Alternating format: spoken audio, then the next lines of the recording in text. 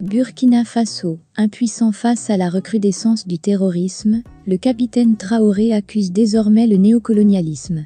Pour plus d'informations sur ce sujet, retrouvez-nous après le générique.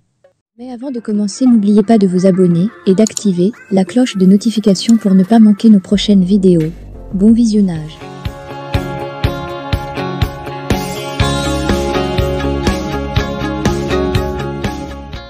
Dans une interview diffusée le mercredi 6 septembre 2023 sur la télévision d'État burkinabé, RTB, le capitaine Ibrahim Traoré, président de la transition, a commencé à adapter son discours face à sa propre impuissance à trouver des solutions à la crise sécuritaire, en accusant désormais le néocolonialisme, soulignant son lien présumé avec la montée du terrorisme au Burkina Faso.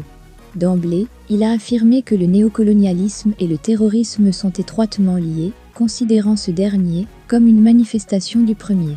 Il explique que cela a commencé par la déstructuration de l'armée burkinabé, qui, sous la révolution du capitaine Thomas Sankara, était bien équipée. Sous la révolution du capitaine Thomas Sankara, l'armée était bien équipée. Ce sont des phénomènes liés. Le terrorisme n'est qu'une manifestation du néocolonialisme, affirme-t-il d'emblée. Par la suite, des programmes ont été imposés aux États africains, les encourageant à négliger leurs forces armées au profit d'autres priorités, selon lui.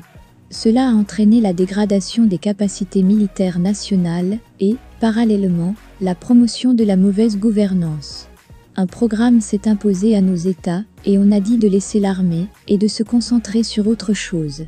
On a laissé le budget de l'armée, on a déstructuré nos armées et détruit nos armées, s'est-il prononcé, sans pouvoir dire qui a obligé quel État à opter pour une préférence plutôt qu'une autre. Déstructuration militaire et mauvaise gouvernance vue par le capitaine Ibrahim Traoré.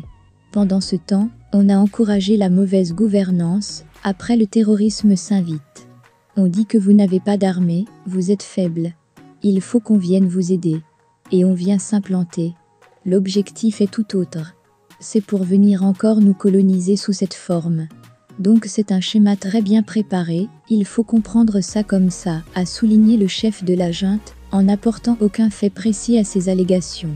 Le capitaine Ibrahim Traoré soutient que le terrorisme est intervenu dans ce contexte, avec des acteurs étrangers prétendant aider les nations africaines fragilisées en raison de leur faiblesse militaire. Cependant, selon lui, l'objectif réel était de poursuivre une forme de colonisation sous une autre apparence. Laquelle? Il n'a pas été capable de décrire comment se manifestait cette nouvelle colonisation. Il décrit ce schéma comme étant soigneusement préparé et invite à le comprendre en ce sens, et que nulle autre forme est envisageable, montrant ainsi son incompétence à rétablir l'ordre au Burkina Faso. En réalité, ce nouveau langage est le résultat de l'échec, pour l'heure, du tombeur du lieutenant-colonel Paul-Henri Sandaogo Damiba à respecter ses propres promesses. Lors de sa prise du pouvoir, il y a bientôt 1 an, il avait promis rétablir la sécurité au Burkina Faso en 4-5 mois. Se réfugier dans le discours populiste du néocolonialisme est un moyen de détourner l'attention du grand public sur l'incapacité militaire. Une stratégie de gouvernement adoptée au Mali par le colonel Assimi Goïta et que le capitaine Ibrahim Traoré cherche lui aussi à exploiter.